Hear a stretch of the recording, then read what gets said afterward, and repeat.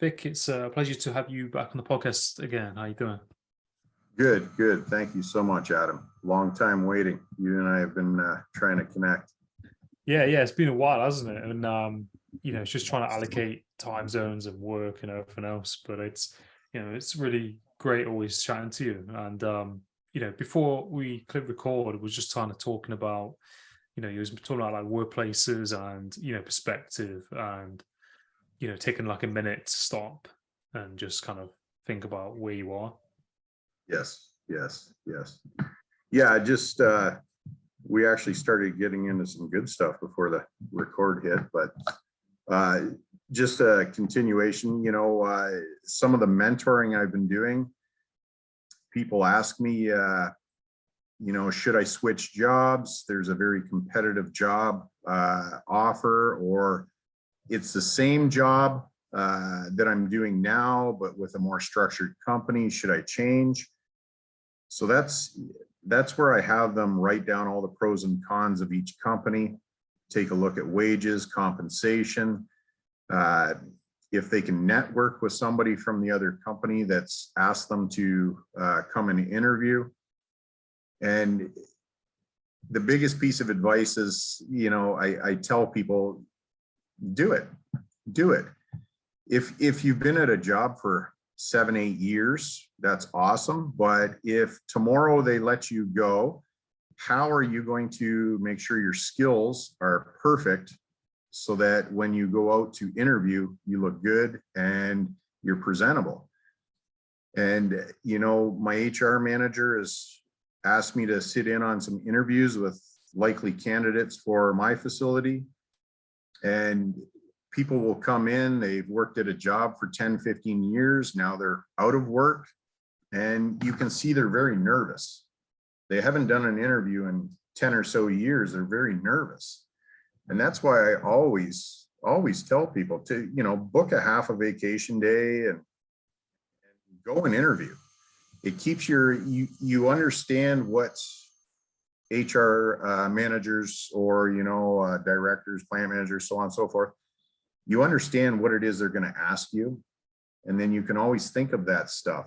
And then when the dream job comes up, you go over the questions that you've been asked at various interviews, and you can refine those skills. And that's something that a lot of people don't think about. I had one individual said that a great opportunity came up, but his company was a really good company, and he felt like he was jumping ship and literally like he was cheating on them. And it's, that's fine. That's that fear, right? But if you get past that fear and go and apply for the job, at the end of it, it's you who decides whether or not you want to move on. If they give you an offer and you still don't feel comfortable about it and you still love where you're working, then stay. You just have to say no. It's that simple. But the experience, that's what you really need to get. The more experience you get, every single time I've applied for a position, I've been told that I interview amazing. And I've done lots of interviews. I've studied it. I've got ready. I associate with a lot of HR people. I find out the questions they're asking. And when I go in, it's like a cakewalk. You've studied. When you do an exam, you study, it's easy. You don't study, it sucks, right? And you fail. And that's the biggest thing I explain to a lot of the mentees that, I mentor, is take a chance, get out of that fear, go live the experience. If they say no and you really wanted that job, they say no, not a problem. That door closes, but another door is going to open and you're going to be better prepared, right? And, people's perception is if they say no, I'm not good enough. That's it. So I'm going to stay here in this job that, technically I may not like, I hate my job, blah, blah, blah. But I interviewed for the dream job and I got rejected. Therefore, I suck. That's it. This is life. But you have to look at it as, okay, I failed. but it was a learning experience. Now I have information. So when another dream job comes up, I can use that, that's my armament and away I go. But a lot of people will not switch that perception, right? Like if I say this is a white mug, that's my perception. If you're colorblind, you may say, well, that's not a white mug, it's a gray mug. That's your perception. And that's what in society right now, we don't do a lot of. You see somebody that's homeless on the street, he's homeless. Okay, well, it's perception. Why is he homeless? How do you know he's homeless? There's people that are found out, there's investigations done, and sometimes there's homeless people that aren't even homeless and drive a Mercedes. But it's easier to go out and collect $200 a day on the street than it is to actually get a job, right? So it's, you got to switch that perception. And that's a really big thing for me right now. And what I put into my karate students and my workers is just, okay, let's flip the perception.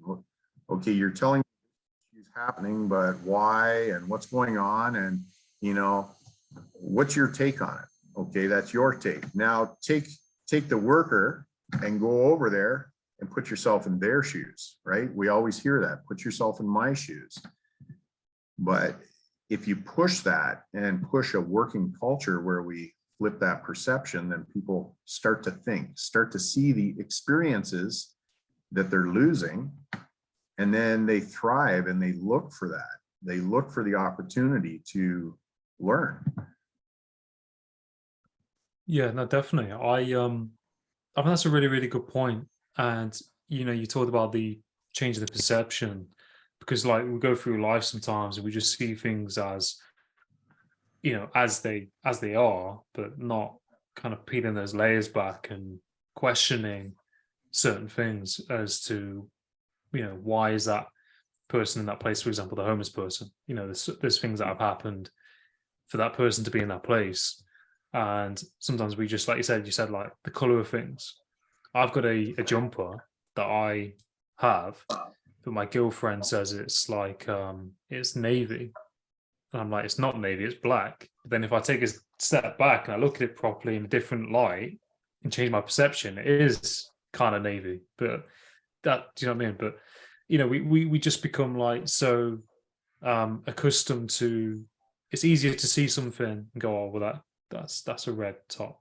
Do you know what I mean? Or because it's what our mind is telling us. But in general life, and you tie that into interviews, I like, you was talking about interviews, the fact that people will go and have an experience, and then if they don't get that job, they ultimately think, well, I'm not good enough. Yes. And then that might then cascade and then affect them for the next time. But like you said, the more you have, the better you get at them. And you said you've had lots of interviews. Yes. And I've had lots of interviews as well, so I can relate to that. But if you, like you said, you mentioned if you don't plan and you don't do the research, you're probably not going to be as effective as the person who's doing the research on certain things. Yes, correct. Yeah, on the perception, that it's funny. Just a side story on the perception. I was telling a friend of mine that, man, it is such a beautiful day out. The sky is such a vivid blue. And he looked at me and he laughed. And I said, what? And he goes, are you sure? And I'm like, yeah, it's a beautiful day out. Beautiful blue sky. And he's like, well, I'm colorblind. And he goes, the sky looks green to me. So right there, it's like, well, that's my perception. Blue sky. His perception, green sky, right? But yeah, everybody's got a different perception, and the people that actually start reading into that and actually understanding, that goes into everyday conversations. Your opinion, my opinion.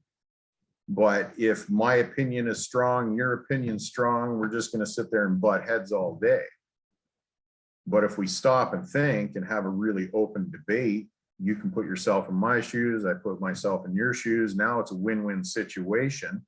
And we take a little bit each. We may not disagree or we may not agree, on the outcome, but at least now we know the different avenues and how other people are perceiving that position, right? And that's really important to communication, is trying to break down that barrier and get it so that everybody thinks or comes up with suggestions. If you got a society where it's my opinion counts, and you know, I have more degrees than you, or you know, I have more experience than you, therefore this is how it's going to be done, it holds a high performing team back. And that's where you want to nurture and really foster that perspective and that healthy debate, not an unhealthy debate, where people respect each other enough to say, okay, well, this is what I'm seeing, and what, okay, explain to me your avenue so I can, you know, walk me through the process, and here's what I'm seeing, I'll walk you, and then you're going to find that that's going to get people to gravitate more to each other and make them more interdependent, so that they crave that. Now when they see a process change in action, or something that they could change in the process, make it more efficient or safer, then they want to bounce it. They crave that. They want to go to their workmate and say, hey, what do you think? Instead of, this is stupid, that's stupid, right? I've been in factories many years, you know, 27 years in manufacturing, and as I get older, I get more mature, the more books I read, the more education I pick up on, little courses, you really start to understand how important communication is, and bringing that perception in. Yeah, no, definitely. And I feel like, you know, like the way you communicate, and you know, that working as a team, and how, you know, how we think, because like you said, people have their opinions and they'll say, well, this is how this works, and this is XYZ, and Yes. it takes a lot for people to put that aside and then sit with themselves and reason with someone else and ask them what they think and have a discussion about it. Because I think sometimes people are reactive, and it might be coming from their ego, they might be have some kind of form of self-righteousness, or they've never really been they've not really been challenged or sat down and listened to someone, if that makes sense. So then, Yes. Yes. you know, like if you're working in a team, especially, you have to be able to listen, don't you, to your colleagues, or, you know, if you're a manager, you have to be able to manage people effectively in the right way. Yes. Yes. Yeah. The biggest struggles, I took office in an amazing facility, and the company I work for it's brilliant. It's an amazing company, but they had purchased a smaller cabinet making company, bought them out, and then they came in with their ideas, and everything's amazing. You know, the thought structure, the team dynamics. The only problem is you get down onto the floor and you've got people that have been doing it for 20 years a certain way. And the change management at the time was not very effective. It was like, we're changing, that's it. You know, this is how we do it. And some of these, we call them old school thought. They just rebut everything. They don't look at a different perspective. It's just, you know, if it's not broke, don't fix it. And we've always done it that way. But that's two of the most poisonous statements in manufacturing. You know, just because you've done it that way and it's made money for a great many, you can't change and build up to something faster, more productive, safer, easier on the body, easier on the, you know, the employees. But people don't see it that way. And some people will, they work hard and they take great pride in working hard. But if I can get you to change and give me the same results with less effort, now the lazy person would say, yeah, that's awesome. you can make my job even easier, I'm for it. But you get some of these really old school individuals that, you know, if they're not sweating at the end of the day sucked. And you can prove to them time and time again that this is the better way. It's more efficient. You're working less, you're moving less. It's easier on your body. And, you know, no, that's not how work's supposed to be done. And Canada is a very large melting pot of cultures. So you get different pockets of cultures that some days it's hard. It's very, very hard. You know, you've got some of these people that they're workaholics and they beg for overtime every day. It's like, go home, relax. You did amazing this week, you know? And it's like, no, I want the overtime. Well, why do you want the overtime? Do you need money? Because I can find other jobs in the factory that you can do and try and make sure you get some more money. And it's like, no. I don't feel like I worked hard enough today. I want to work another hour and push out some more product. And it's like, wow, like just go home, have dinner, have some fun, watch some TV, do a hobby. But it's an amazing adventure, but it can also be extremely frustrating trying to break that barrier down. And that's where over the years, communication, constant, you know. If you have somebody that just resists change, left, right, and center, you don't have to spend a lot of time with them. I've seen people where they're out there trying to cater to different thought patterns, and it gets to the point where a lot of your resources are stretched thin because you're, in my opinion, babysitting and micromanaging. But all it takes is a quick walk of the floor every morning, ask how the process is going, pros and cons, how you feeling? Okay, let's try this. Hey, give me a couple of days, try this out. And just very quick coaching, continuous communication, show the numbers. A lot of companies, if they get huge productivity gains, they don't go running out on the floor right away and say, hey, we made X amount of extra parts. But me, if we made extra parts that day, it's like, hey, we're doing awesome. I get the supervisors together. Hey guys, like, look, this is your efforts, and this is because we're changing the process. And it's, breaking down that some of the harder thought patterns, it is so challenging, but at the end of it can be very rewarding, very rewarding.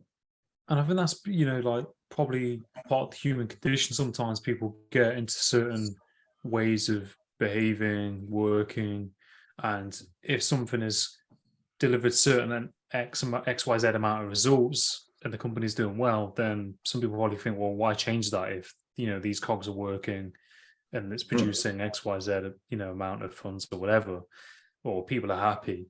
And I think like the company I work for are trialing, I haven't got it, but certain departments and some offices have got like 4-day work weeks. So they're trialing a 4-day work week and seeing how people, are with it, because they've said like it produces better productivity if people are working 4 days a week. So like you said, it's just trying things out and trying it. But I was saying to my colleague, we're very over in the West, I think especially in Great Britain, it's very much like, go, work, do what you got to do.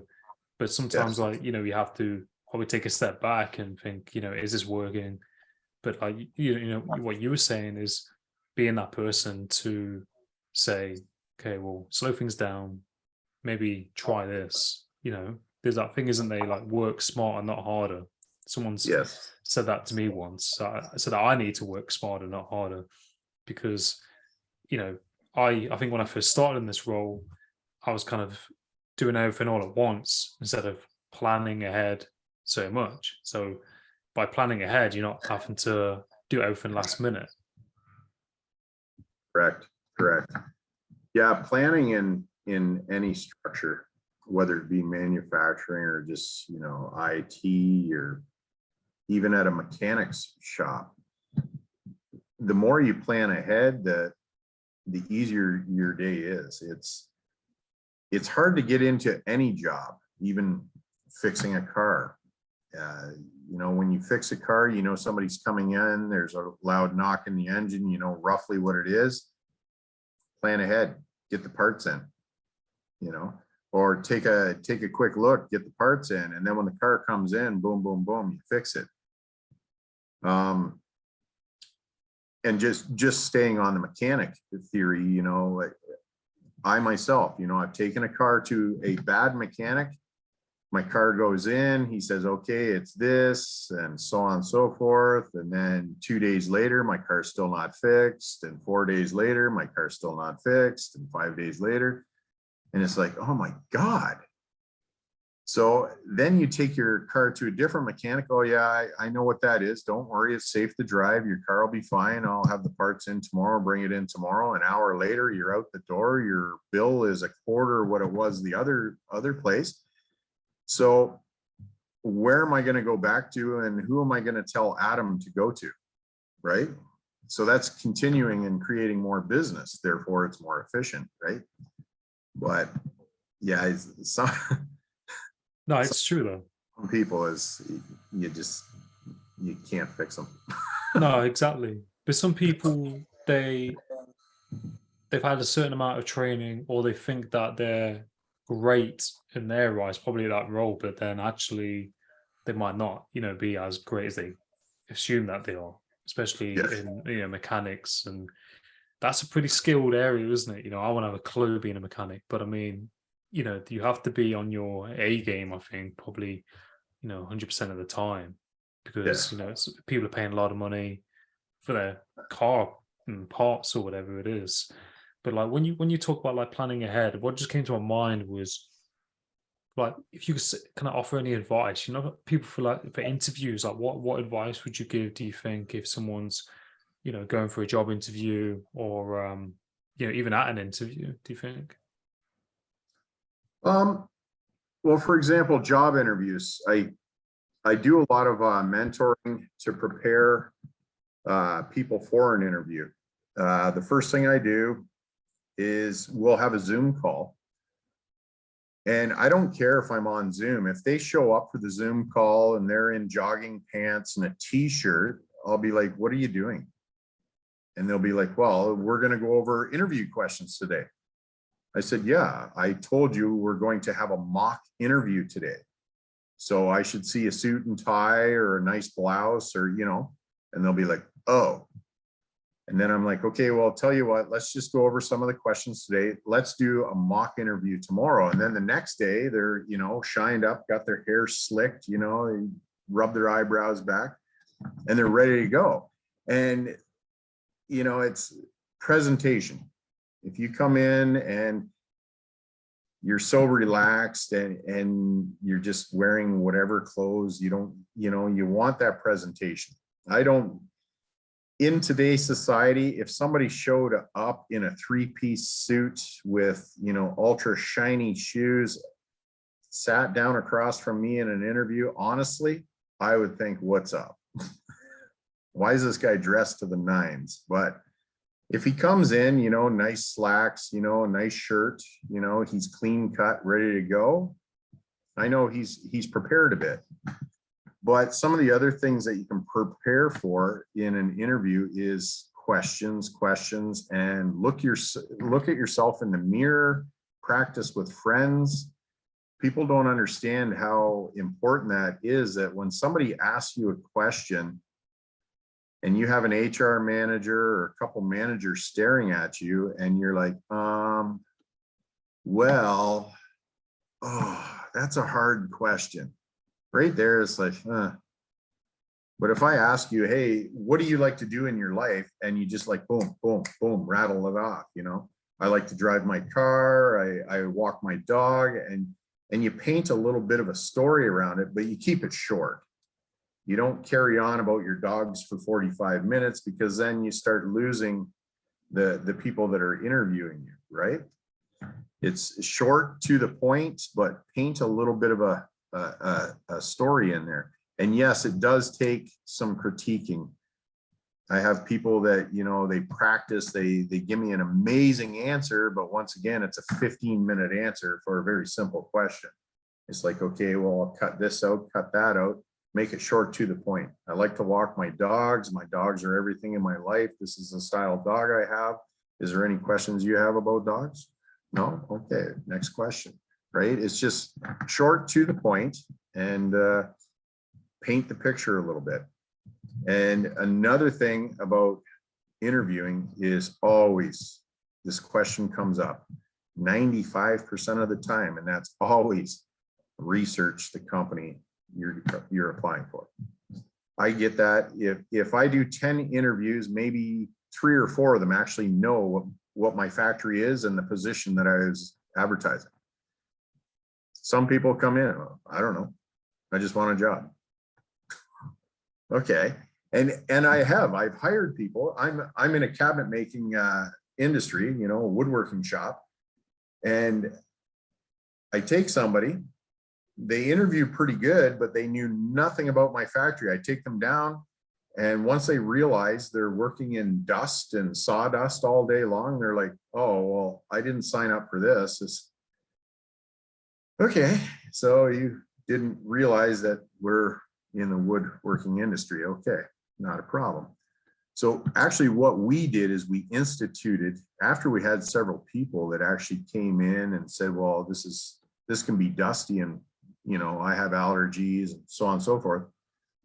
What we do now is we'll do a standard interview, and if there's somebody that we like, we take them on a plant tour immediately so they know. And then when we call them up, we say, hey, you're the successful candidate. Can you see yourself working here? You know, is woodworking what you want? And then some people will say, no, I don't see myself working around sawdust day in, day out, right? So it's also altering our practices to try and make sure people understand what it is they're applying for. But, you know, researching a company that you're applying for is pinnacle. It's pinnacle. Now, mind you, some companies, you go on and they have an extremely poor website that's very vague. That's where you got to kick into networking. You know, go on LinkedIn, or, you know, ask around, ask your friends in manufacturing, do you know somebody from this place? And try and find out a little bit about the factory, you know, or facility or the office. And, you know, do that research. That extra 15 minutes, half hour, an hour of your day could mean that job, you know, that pay raise, that career level that you want to get to.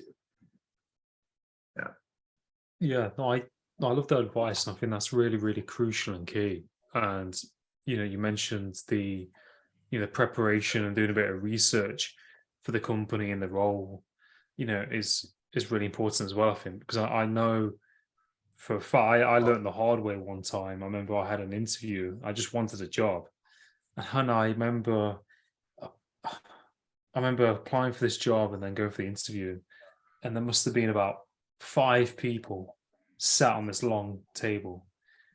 And I think it was like a role similar to what I'm doing, but for a different company. And I just kind of put the application in, put whatever on the questions. And I sat down on this table in front of them all, and they just went through and like popped me one every, you know, asked me really all these questions about the application. I didn't even know. And I remember just sitting there and being like, oh my God, it was like The Apprentice. And in my head, I was like, I wish I would have tried harder, you know, reviewed what the role even was and the company and everything, and prepared more.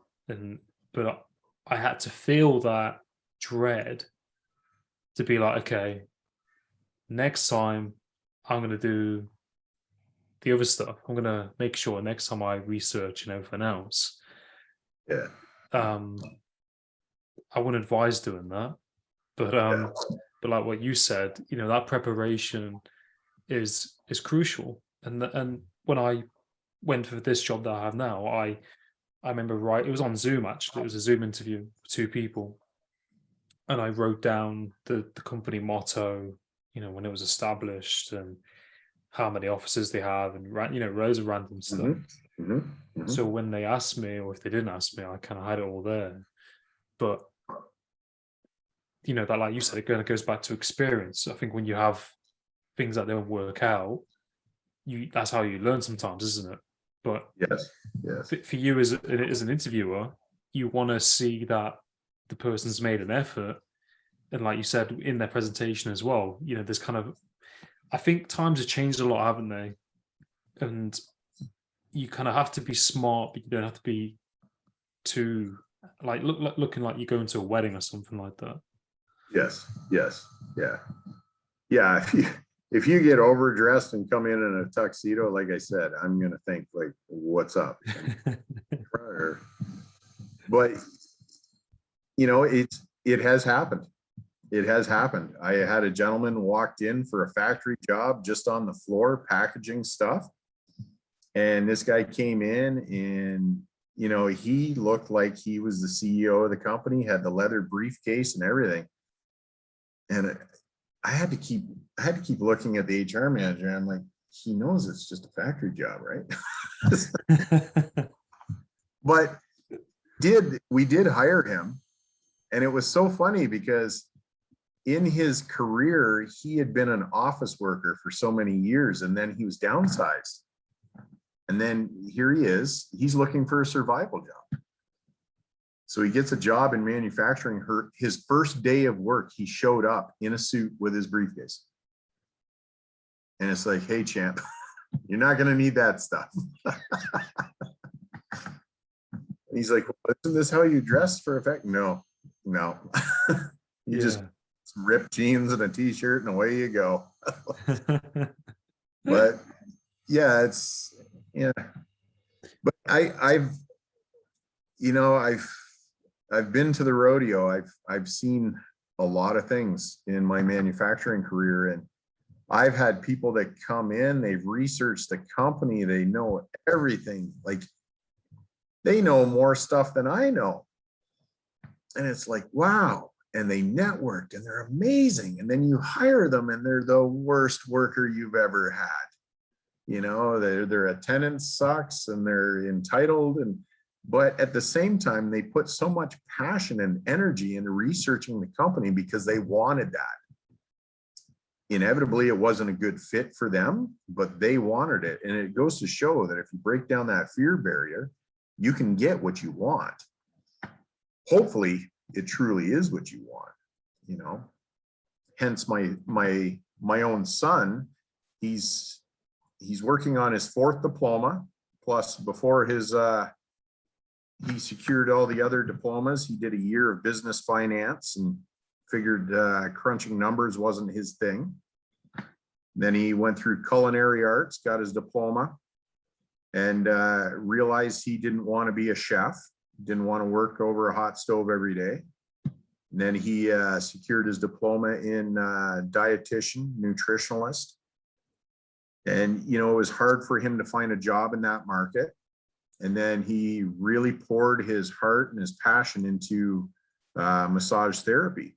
And then he got out there and started working, and it just inevitably, he was missing something, right? That fulfillment. He enjoyed going to school. He enjoyed getting out there working, but that fulfillment is just not there. And now he's decided to go into, it's like a computer programming or analytics, and he will inevitably find what really sparks that passion and that fulfillment. Is it irritating for a parent? Yes, because I'm old school. Go to school, can't find a job in what you went to school for, then to hell with it, get a job in a factory and work, pay bills, have kids, get a car, get a house. That's what society teaches us. Go to school, get a job, period. But I know inevitably you know, I'm very, very proud of my son. He's worked so hard. He's, you know, just the life experiences he's learned. And I know when he nails, I know it's going to be epic. You know, when he finds that groove, it's going to be epic. And that's the biggest thing. So many people are afraid. They went to school, they feel they failed, couldn't find a job in their market, get a job in a factory, and once again, you know, have kids, house, so on and so forth. They look forward to the weekend so they can go play baseball or hockey, and it's just, but then when you talk to them, it's like, well, I always wanted to do this, I always wanted to try that. And it's like, why don't you? I got a family, I got car payments, I can't quit my job. And it's like, okay, well, you know, winning is amazing. And at the end of the day, you know, if you want to pay the bill on regret, then do it. You know, you want to be 80 years old and regret your life, then that's the way you're going to be. But rather my own children, I'd rather them be fulfilled. And if they get 10 diplomas and 19 degrees and, you know, they finally find it, then yes, it's agitating, because you kind of want them to go out and get a job, you know, do your thing. But at the same time, I you know, being a very loving parent, I want my kids fulfilled. And as I mature more and more, you get older and older, you just kind of want peace and happiness, right? And that's what I try to pass on to my kids. Find something, and once you guys get that passion and that fulfillment, it will be epic. Yeah, definitely. No, I love that. And I think, like, you know, you said people doing certain jobs, and, you know, you mentioned like your son and, you know, the accomplishments that he's done, and, you know, how he's pivoted and shifted and done different things, and he's allowed himself to do that. And I think that's like really important, isn't it? You know, finding your feet and listening to yourself and saying to yourself, this isn't working, I'm going to try XYZ, Yes. and taking that initial step, and then say maybe doing a degree or whatever education that you might need for it, or something that you're interested in. But then it's ultimately kind of like you mentioned, that fulfillment is the main thing, isn't it? Really, if you can find something that fulfills you, that's, you know, what you want in something, it's that kind of extra drive, is that gives you that push to do that thing. And, Mhm. you know, you supporting your son and being okay with him doing that. And I think like that's what parents should be doing, you know, supporting their kid in them doing what they want. And I think there's a lot of pressure on people when they're doing certain things, because they might be worried about, oh, what do other people think, you know, and, you know, like just get a job and just kind of stay in that job and do that thing. But like you said, that a lot of people are in regret because they're saying, well, I wish I did X, Y, Z. And the only Mhm. thing stopping someone from doing it is probably themselves, really. And people might say, I'm too old, or I'm too this. And it depends on your situation. But, you know, there's people who've created businesses or changed jobs in all kinds of ages, isn't there, really? And Yes. Yes. you just gain life experience. And like we were saying very early on, you have to try things out to find kind of what avenue you want to go down. Yes. Yes. Yes. It's like I said, it can be very frustrating. It can be frustrating for, you know, the parents, the family, the friends around somebody, but it can also be frustrating for the individual. You know, um, if you think you have life figured out, no, it's life will sideswipe you every day. But you think you have it figured out, and this is your plan of attack, and then you get out there and you realize this is not what I thought it was going to be. So that's where you get into that failure mode, and how people perceive in society, well, you know, I picked this avenue, okay, well, you know, mom and dad paid for a lot of this education, or I paid for, you know, $30,000 for this education and to hell with it, that's what I'm going to do. But yes, there is a monetary factor, but if you get into what you want, you find fulfillment, you find that passion, you're going to make that money up. You're not going to lose that money. It's all about that passion and the drive. And that is a really big thing right now. I tell my own supervisors, my colleague and I, we signed up all our supervisors for educational platforms. And I've made it very clear to them, I want you guys to take all the courses on these platforms. And if you get really strong and you're really awesome and you got it going on and you turn around and tell me you got to leave, then I'll celebrate that fact, because I know I helped you grow to get you that better job. Some companies, I've belonged to companies that do not believe in educational reimbursements or giving people education, because if you train them extremely well, they're going to leave. Yeah. But the thing is if you don't train them well and they stay, you're stagnant, right?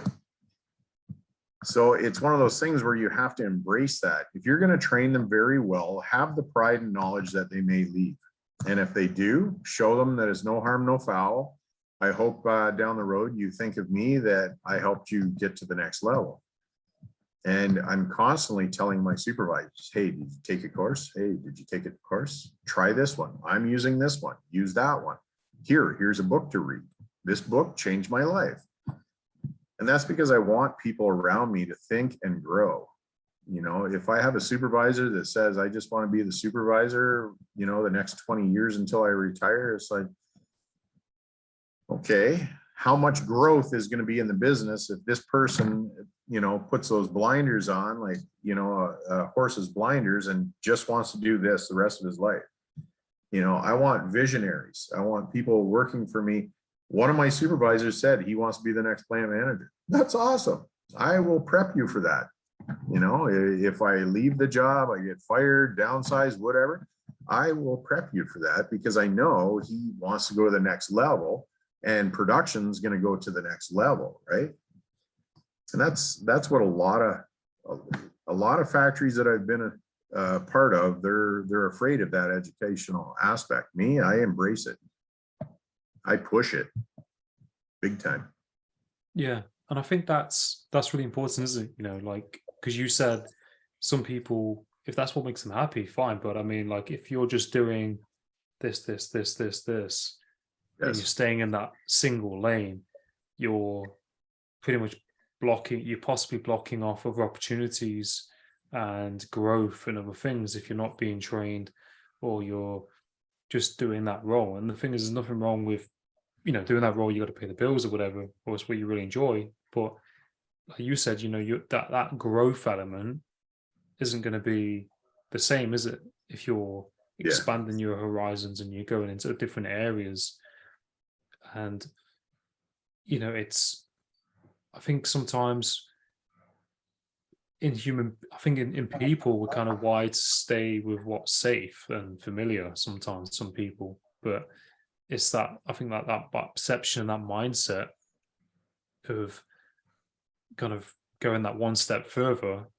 And once you do grow and you learn, I think you kind of want more of that. You kind of think, okay, well, what's next? Yeah. And it's not always the fear. There is people out there that are happy and fulfilled just doing the same job every day. To them, their bills are paid, their wife or their husband is happy, their kids are happy, kids are in school, everybody's in them. Their life is perfect. It's not always fear. But then you get into that fear factor. Some people are like, well, I'm 55 years of age. I don't want to have to take this learning platform and go back to school. I never was good on tests. And, yes, some of it's fear, some of it's not. Some people are actually just fulfilled doing the basics in life. But Do you and I think this is fulfilling? No, but that's our perception, right? Their perception is this is life. This is beautiful. You know, I go home at 5 o'clock. I have dinner with my wife or my husband and my kids, and you know, everybody's happy. We sit down and we watch, you know, TV together. We say goodnight. We say I love you, and life is perfect. You know, it's also that perception. To us, it's like, okay, well, it's a stagnant life, but then you get into the fear factor. The fear factor is you know, when you see somebody, especially when I'm mentoring, they get that fear factor. Sometimes when I'm doing mock interviews on Zoom, you can see somebody is just like, and that's just me. I'm just their mentor, and they're just like, and they're answering the question is like, yep, this is what, and they're staring right into the, you know, it's like, dude, relax, you know, get your hands going a bit. But yeah, there's two different levels. There's, you know, some people are actually fulfilled. That's why they put those blinders on. This is life. But when you look for people that you want to excel and take over, it's the people that come up to me and say, I want your job. That's awesome. You can have it. Yeah. Here you go. Here's the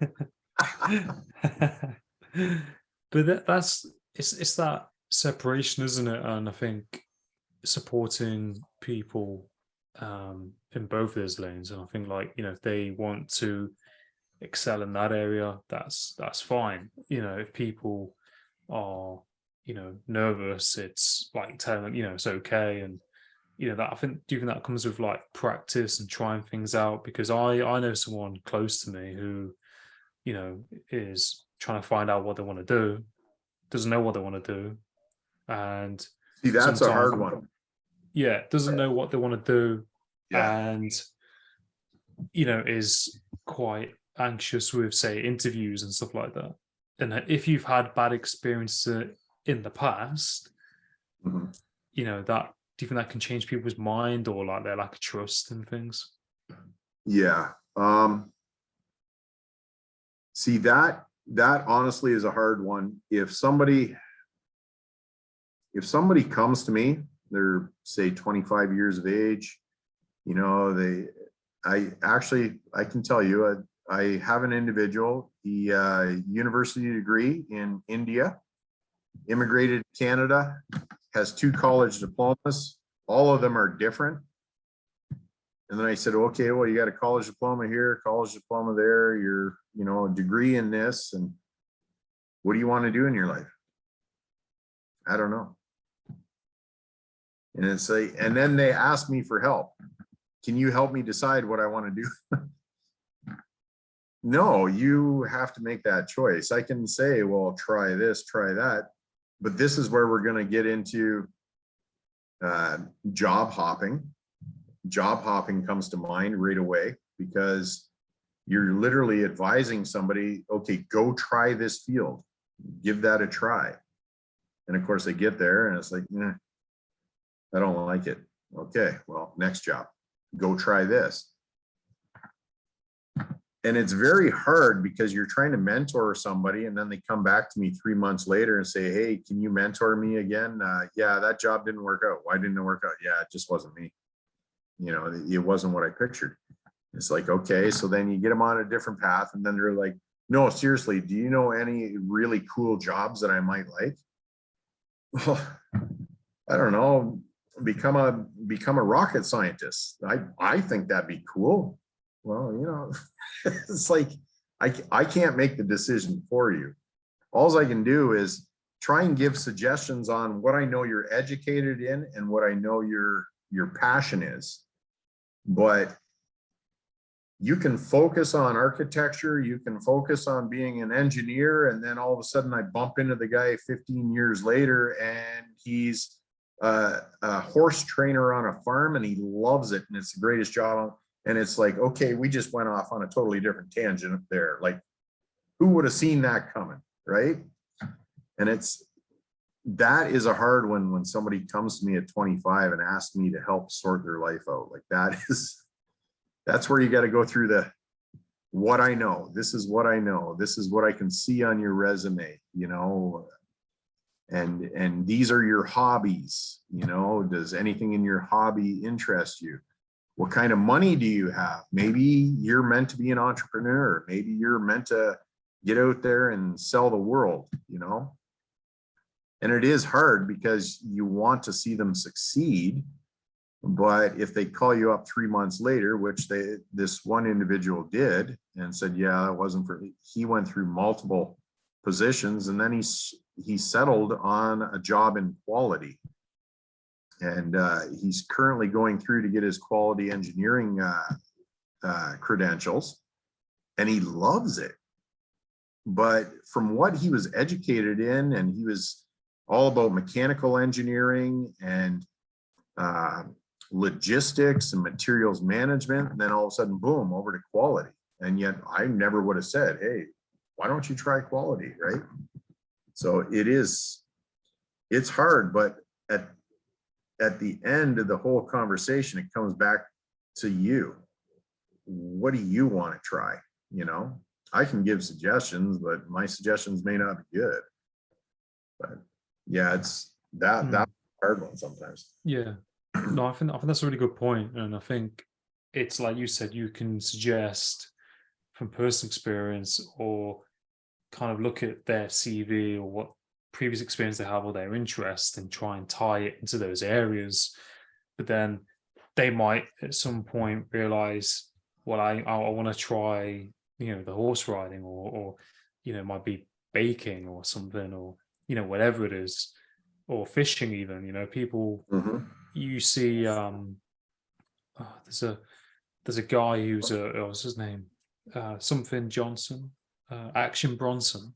He's a rapper, but he's also a chef. Yeah. And you think, Christ, he's a chef, but he's a rapper as well. Yeah, and it's you two think, different tangents. So he's obviously, you know, found, okay, well, I like this, but also, you know, I like hospitality as well. Yeah. So, but it's interesting, isn't it? You try different things out. You know, ultimately you have to try things out, don't you? Yes. And try and get over whatever hurdles are in your way based on, say, negative experience. Or I think that's a big thing, because I remember when I've had a few negative experiences with managers, some not very great managers in some restaurants I worked in many years ago. And when I went into the next job, I was fearful, and I was wondering in my head, is this manager going to be like the previous one? Is all this previous experience going to be how, you know, how the next new situation is going to be? Yes, there's always that fear. Like, you know, even myself, like, it doesn't matter where you go. And I tell people this, when you're interviewing for a position, you're also interviewing them, right? You get in, if you start getting red flags, or I actually went to an interview and I actually had an HR manager. The individual started getting very arrogant, didn't like my answer, felt that, you know, their opinion was different than mine, and literally started impressing their opinion onto my answer. And right there, that's a red flag. Now, inevitably, they did call me and give me an offer, and I'm just like, So then once I got the red flag, I actually started doing some networking. And I bumped into a couple people that actually knew this individual, and said, yes, this individual can be very pretentious. And then that really, that held a lot of weight for me. Like, okay, I'm trying to escape a very toxic environment that is just, it's out of control. And now I'm going to go get a really cool job, or at least I think it's cool. And I'm just going to jump into another toxic environment. Right. But this is where that's where you get that experience, right? A lot of people, they get an offer in front of them, they're like, hey, and you know, I got the job, and you go there, and then 6 months later, it's like, oh, this place sucks, right? But as you get experience, you do like I did. You start to pick up. Now, some of that is years of martial arts training as well. So sometimes I can pick certain body language up and something irks me a certain way. And it's like, But if you get that red flag, they send you an offer. It's, well, I've reassessed my life at this point in time. I think I'm going to stay where I'm at, or I've had other job offers that, I want to see if they pan out. Thanks for having me out. So it's, yeah, that can bode heavy on anybody. Am I gonna have another jerk for a manager, or is it gonna all pan out? But every place you go to, now if it's a company that's got like 4 or 5 people in it, not so much. I find smaller places don't have as much politics or rumors or all that crap. And then you start getting into the bigger places, 500, 1,000, 2,000 people. And I'm sorry, but the company can tell you it's picture perfect and everybody smells daisies every day and smiles. And you get in there 2 weeks later, it's like, what the hell is this, right? It's every institution has some kind of issue somewhere. There's either little pockets of toxicity, or you got arrogance over here, you got people up there that want to succeed and literally will cut your throat to try and get ahead and throw you under the bus. And but the more experience you get with human nature, how to deal with those people, how to get along with them, work with them. A lot of people say that I'm very easygoing to work with, but as a boss, some days I can be extremely demanding and direct. If I want something done, it gets done, period. No excuses, let's get it done. Right now, I lead the ship and we have financials, we got to improve, and this is how we're going to do it. Let's get it out the door, boom, gone, right? But you can be approachable, you can be the super nicest guy in the world, but even I know, like everywhere, even in my factory, you got little pockets, right? There's different characteristics, and sometimes those characteristics don't jive. But all the experiences I've had, I know how to talk to them. I know how to talk to this person. And then you change your mask and go over and talk to this person, then change your mask, go over and talk to this person, because you know how to deal with people, right? But if you don't have those life experiences, this guy's a jerk, that guy's an ass, this person's, got his nose up the CEO's butt. And it's, different perspective. That's it. And it's like seeing, everyone as an individual, isn't it? And, you have to have that approach to get certain things done, because I think if you wasn't able to have that approach, then probably nothing would get done. So you have to have that authority to, okay, well, this is what I need to do, go and do it. We need this being sent out. I was talking to someone who's a manager a while back, and he said it's amazing when he tells his staff, okay, well, it's say 1 o'clock, we need XYZ done. Should we get it done? And then we're out by 4 o'clock or whatever. He said, once you tell them, hey, here's what we need to do it, we can go at 4, 5, then they're like, yeah, okay, well, we'll do it. But if people don't delegate or maybe say, okay, well, here's what we need to do, people might just be goofing off for X amount of time. Whereas if they know in their head, if they can work and they can, finish at whatever time, it probably gives that incentive to crack on and do it. Yes, incentives. I've always loved incentives. Like I worked previously for a multi-billion-dollar organization, and like staff barbecues were once a year. I was there for 4 years, and I got, I think, 1 t-shirt out of the deal. And I didn't crave that. Like, I don't go to a company for the t-shirts, right? I don't go to the company for the staff barbecues, but it's appreciated. When you have a really rough month and everybody's crushing the numbers, and your boss comes out and he's an amazing boss, gives you a high five, that's cool. That's awesome.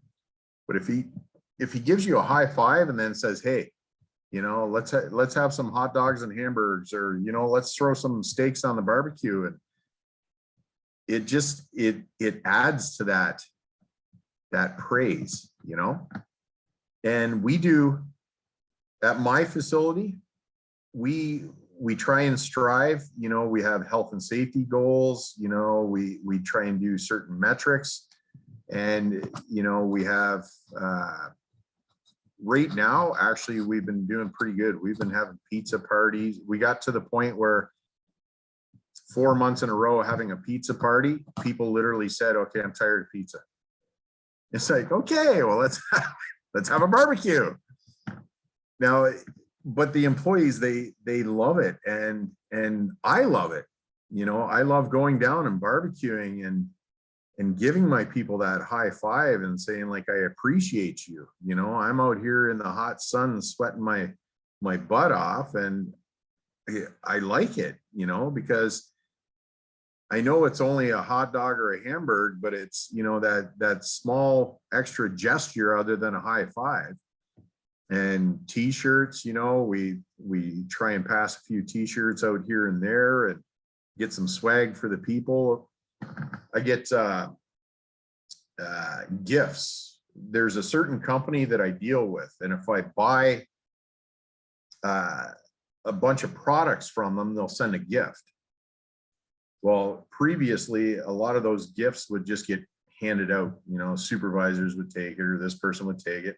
But I said no. As soon as I started there, I said no. We just accumulated all the gifts, and then also with the social committee, they'll accumulate some money, and at the end of the year, we'll count up the gifts. And this is our employees. We're missing 10 gifts, so we'll go out and buy 10. That way, at Christmas time, everybody gets a gift, right? And it's just giving back and not trying to be an opportunist, like, oh, cool, you know, this vendor sent me a gift, I'm gonna take it home and see if the dog likes his new cot, you know. But to me, I think it's incentivizing and really showing those people that you appreciate them and giving them that little extra, right? Yeah, it's providing that value, isn't it? And appreciating and respecting your employees and who you work with. And I think that goes a long way. And I think sometimes that can be, I know for me, that was the difference between me leaving and staying in a job, because I just wanted that boss or the manager to say, good job. And I Yeah. remember, you know, I was like thinking, well, if I don't get an appraisal this week, then I'm gone, because, you know, I'm working, and you want Mhm. that appraisal for your hard work and your time, don't you? And I think it's great that you're creating that good culture in the company where you can, you know, do barbecues and you can reward, you know, your staff, and that sense of community, isn't it? And getting to know people as well. Yeah, I think is really, really important. And it's something I think, you know, companies should do more of, you know, really, in some way. Yeah.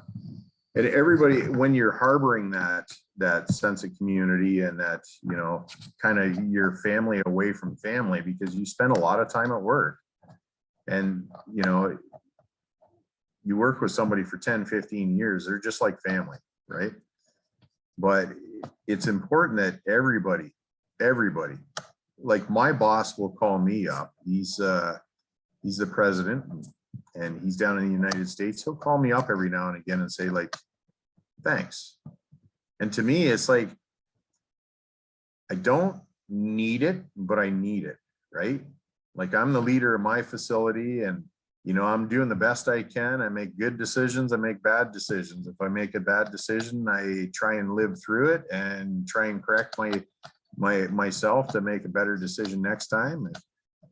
Because nobody can make rock star decisions every day, but for my boss to take time out of his day and call me up and say, hey, thanks, you know, it's that. But what I do find really resonates is, you know, I have a colleague who's grown to be a very good friend of mine, and she's the HR manager. And when she comes up and says, like, hey, I overheard your conversation with, the supervisor, or this employee, and I just want to tell you that that direction and what you did is absolutely amazing. And I've never really had like a colleague come right up to me and say, hey, I overheard something and I think you're amazing. I've never had that. And my colleague, when she did that the first time, I'm just like, wow, maybe I am making an impact, right? And it's, amazing colleagues as well. They support you and they make you want to come to work. And then you support each other, like not just her, but other colleagues. If some of my other staff, they're having a rough day, you want to crack that joke. You want to make them feel comfortable so that they actually want to come to work just to ask you a question. Hey, my dog died. I'm feeling down. What do you think? And it's feeding off of each other. That's what inevitably will build that culture. But yes, that little extra on top of a high five or a handshake, that some companies swear that it's just, why throw t-shirts and swag and stuff at people because they expect it all the time. Well, yes and no. I've found in my experiences, some people, they don't care if they get another t-shirt. They want that high five. But then again, you give them the t-shirt the next day, they got it on, and they got it on once or twice a week, right? And it's also showing that solidarity in the company. Yeah, definitely. I think that's the important thing, isn't it? And that solidarity, keeps the company going, keeps the workers, doing what they got to do. And I think it's being noticed, isn't it, for your work, and that company, valuing what you are doing, and all kind of connects together. And yeah, no, I think it's a really, really good, conversation we've had, and the topics that we've covered, because I think it's something that people should talk more about, if that makes sense. Like I've Yes. never really heard, like, kind of reflecting on the things we talked about, I've never really heard a podcast kind of go into these kind of things, in employment, companies, corporate world and people. I think it's something really important, and something we should talk more about. But I appreciate, like, being your friend, Vic, and I'm really, really grateful. We can have these discussions, and I've really, really enjoyed it. And also, like, where can people find, like, your Instagram, website, or whatever you use, and Well, currently I'm just on LinkedIn, Instagram, and Facebook, just Vic Kinsella. I am slowly designing I actually designed a logo, and in about 7-8 days, I'll be working with a web designer to get a website going. And as I had mentioned to you, I'll be getting my life coaching credentials, certified life coach, as well as executive life coach. And then I want to take my mentoring that I do, because over the course of the year, I can mentor, or have mentored, up to 100 people. This year has been pretty stressful at work with some issues, as I had mentioned to you. So this year I've probably maybe 20, 25 mentees. But I want to start taking it to that level. I don't have all of life figured out, but a lot of the people that I've gotten thank you letters from and stuff makes me realize that maybe, I want to do a little bit of life coaching on the side. So in the future, I will have a up and running website, and I'll pass that on to you, and we can always, put that out there as well. That's awesome. But I think it's great, everything that you're doing, and I wish you all the best. And your website and, everything that you're building. And it's great that you're doing coaching and mentoring. And, I wish you continue success with that. I think, it's really awesome what you're doing and helping other people. And, yeah, no, it's always great talking to you, Vic. And, I really hope you have a great day, and I look forward to next time. That's awesome. Thank you so much, Adam. No, I you're always most welcome. appreciate you. No, you too, man. Appreciate it.